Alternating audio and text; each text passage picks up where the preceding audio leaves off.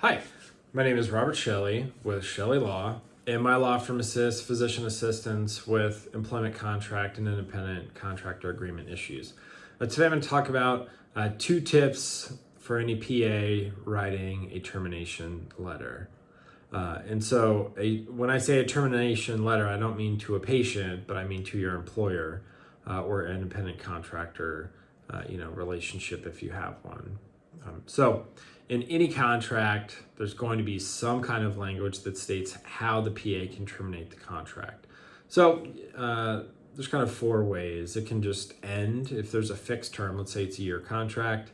There's no automatic renewal language, just ends after the end of the year. That's one way a contract can end.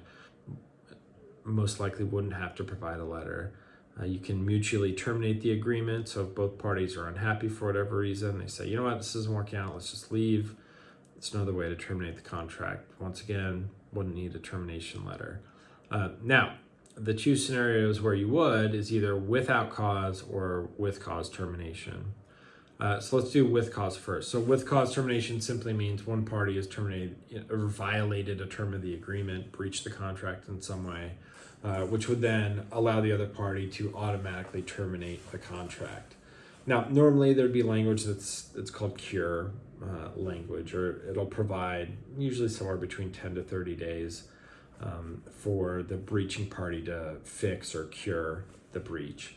And so if you give written notice that the other party's in violation of the agreement and they cure the breach, then you would no longer be able to terminate the contract immediately or for cause. Now, the 2 main tips, if it's a without cause termination, are the following. First, you need to identify how much time is needed. And so there's always going to be some kind of without cause termination language.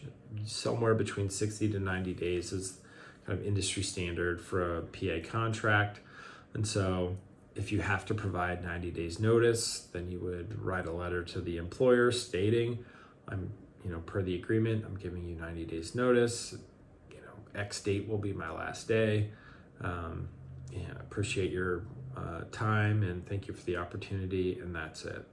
So first tip, identify the correct amount of notice needed and then follow the notice provision in the contract. Towards the end of the agreement, there'll be some kind of language that states how you can terminate the contract.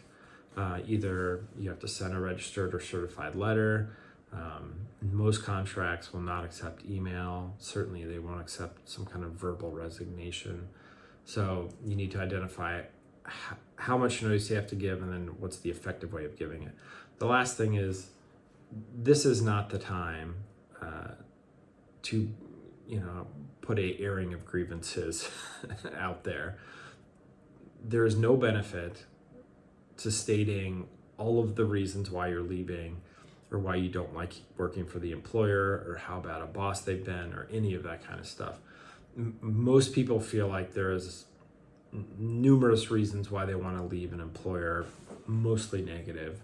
However, it simply doesn't benefit you in any way in putting that down on paper. So don't air all of the grievances, keep it short and sweet. Tell them you're giving them the correct amount of notice. Thank you for the opportunity. You don't have to justify why you're leaving. It does not matter. Keep it short and sweet. Do your notice period time, 60, 90 days, finish that out and move on. So anyway, those are 2 tips for writing a termination letter for a PA. If you have any questions, you can reach out to us at the contact information listed below in the description. If you have any questions, you can leave them in the comments. I'm happy to answer them. And appreciate you watching the video. Thanks.